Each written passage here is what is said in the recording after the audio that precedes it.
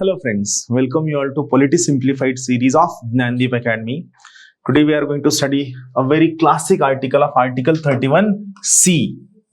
Article 31C एवढे interesting आहे की 1970s मध्ये 1970s the decade which is very famous as a decade of crisis. हे लक्षात घ्या. UPSC civil services MPSC preparation करणाऱ्या प्रत्येकाने लक्षात घ्या.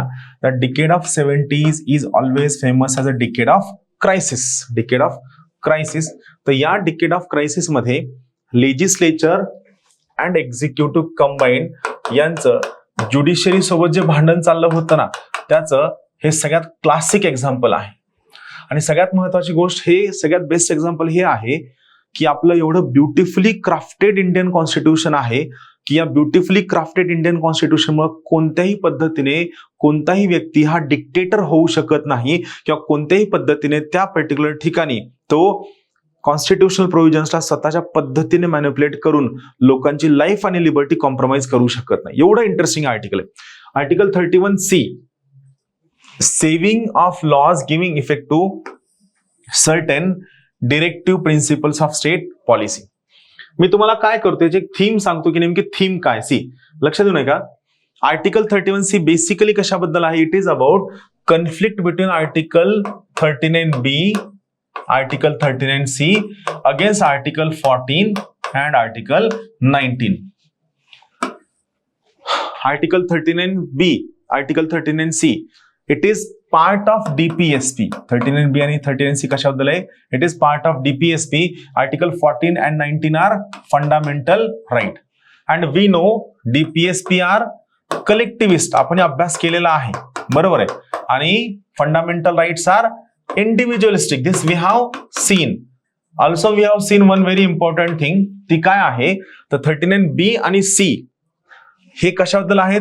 दे are about distributive and redistributive justice. Distributive and redistributive justice बद्दल आहेत. करेक्ट आहे. डिस्ट्रीब्युटिव्ह आणि रिडिस्ट्रीब्युटिव्ह जस्टिस बद्दल आहेत. वेर ॲज आर्टिकल 14 and 19 कशाबद्दल आहेत. फंडामेंटल राईटच्या प्रोटेक्शन बद्दल आहेत. इक्वॅलिटी बिफोर लॉ बद्दल आहे. आता काय झालं माहितीये का, इंदिरा गांधींनी काही महत्वाचे लॉज केले आणि या लॉजला पुन्हा ज्युडिशरीमध्ये जाऊन केव्हा 1978च्या अगोदर, 1978ला जेव्हा फंडामेंटल राईट रिपील करण्यात आला, राईट टू प्रॉपर्टी हा रिपील करण्यात आला, त्याच्या अगोदरचा किस्सा आहे हा. आणि खूपदा काय झालं की इंदिरा गांधी यांनी केलेल्या लॉजला खूप मोठ्या प्रमाणात ज्युडिशरीने रद्द केलं.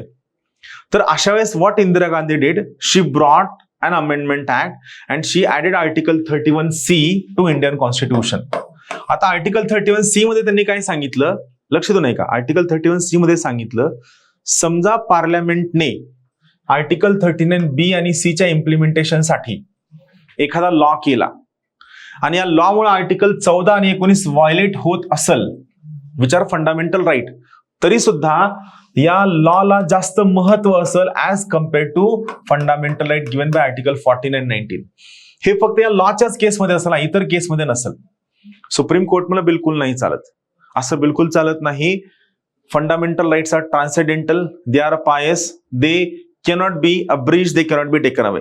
मग इंदिरा गांधी चिडल्या. त्यांनी काय सांगितलं, समजा पार्लमेंटने all or any DPSP, all or any DPSP यांच्या इम्प्लिमेंटेशनसाठी एखादा कायदा केला आणि यामुळे आर्टिकल 14 आणि 19 व्हायलेट होत असेल, तरी सुद्धा या कायद्यांना जास्त महत्व असेल as compared to fundamental right. Supreme court said no. 39B आणि C साठीच फक्त हे प्रोव्हिजन लागू असेल. आणि यामध्ये पण तुम्ही असं बिलकुल म्हणायचं नाही की तुम्ही ज्युडिशियल रिव्ह्यू घ्यायचा नाही. आम्ही 100% येणार, ज्युडिशियल रिव्ह्यू चेक करणार. आणि जर आम्हाला हे लक्षात आलं की तुम्ही 39B आणि C चा लॉ करत असताना आर्बिट्ररी केलाय, व्हिम्सिकल केलाय, ज्यामुळे कुठेतरी फंडामेंटल राईटच्या पलीकडं कॉन्स्टिट्यूशनला, जस्टिसला, लिबर्टीला, इक्वॅलिटीला जास्त डॅमेज होतोय, तर आम्ही 100% याला कॅन्सल करणार. आणि यामधनं आलं काय, judicial review. And what Kesavananda Bharati case said? It said judicial review is the basic structure of Indian constitution and no one can take away this judicial review. चला आपण काय करूया, याची लाइनिंग काय अंडरस्टँड करून घेऊया, आपल्याला लक्षात येईल. See, notwithstanding anything contained in article 13 म्हणजे काय. आर्टिकल 13 आठवतं ना. आर्टिकल 13 काय म्हणतं, anything which violates fundamental rights shall be declared as null and void. मग आर्टिकल 31C म्हणतं. आर्टिकल 13 मध्ये काय म्हणलं याच्याशी आम्हाला काही घेणं देणं नाही. We don't care about article 13. Notwithstanding anything contain in article 13, no law म्हणजे कोणताही कायदा giving effect to policy of state DPSP toward securing all or any of the principles laid down in part 4. म्हणजे समजा एखादा कायदा DPSP साठी केला जातोय, shall be deemed to be void on the ground that it is inconsistent with or takes away or abridges any of the rights conferred by article 14 and 19. म्हणजे part 4 मधल्या कशाच्या इम्प्लिमेंटेशनसाठी जर एखादा लॉ केला आणि याला लॉमुळे आर्टिकल 14 आणि 19 व्हायलेट होत असेल तरी सुद्धा या पार्ट 4च्या केलेल्या लॉला जास्त महत्व असेल, फंडामेंटल राईटला महत्व नसेल. याला नंतर ज्युडिशरीने कॅन्सल केलेलं आहे. ज्युडिशरीने सांगितलेलं आहे ऑल ऑर एनी बिलकुल चालणार नाही. आर्टिकल 31C फक्त कुणासाठी अवेलेबल असेल? It will be available only for article 39B आणि आर्टिकल 39C या दोनच क्लॉज साठी अवेलेबल असेल. आणि ते पण या दोन क्लॉज साठी केलेला लॉ कसा असावा? हा रॅशनल असावा, हा जस्ट असावा आणि हा लॉ कसा असावा? फेअर असावा.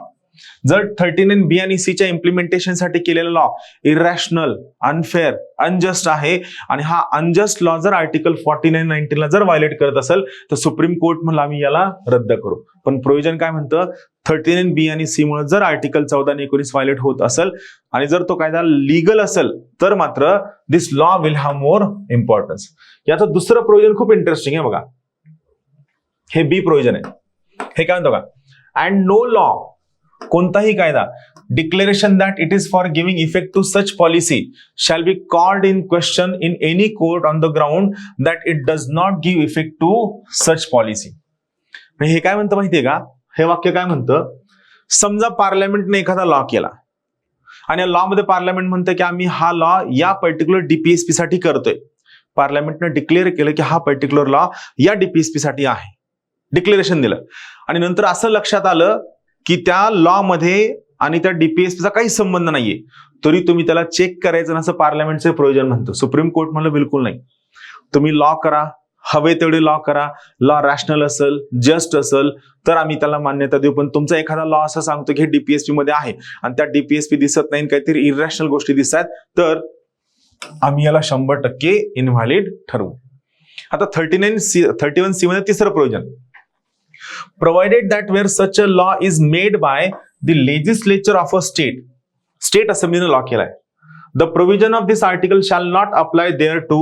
म्हणजे या आर्टिकल 31C चे प्रोव्हिजन स्टेट लॉला अप्लाय होणार नाही unless जोपर्यंत such law having been reserved for the consideration of the president and has received his assent. म्हणजे 31C साठी 31C च्या अंडर आर्टिकल DPSP च्या इम्प्लिमेंटेशन साठी जर स्टेटने एखादा लॉ केला तर त्या स्टेटच्या लॉला आर्टिकल 31C चं प्रोटेक्शन मिळणार नाही. केव्हापर्यंत?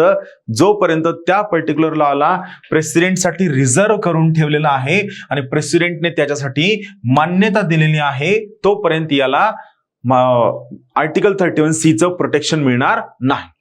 आता इथं पहा महत्वाचं काय, article 31A then 31B then 31C, these are exception. आणि एक्सेप्शन मध्ये काय आहे? 31A चा स्टेट लॉ आणि 31C चा स्टेट लॉ या दोन्हीला जर मान्यता हवी असेल तर कुणाची परमिशन आवश्यक आहे? प्रेसिडेंटची प्रायर परमिशन असणं सगळ्यात जास्त गरजेचं आहे. होप तुम्हाला तीनही आर्टिकल्स कळतील. पुन्हा एकदा वाचून काढा. सर्वांना शुभेच्छा.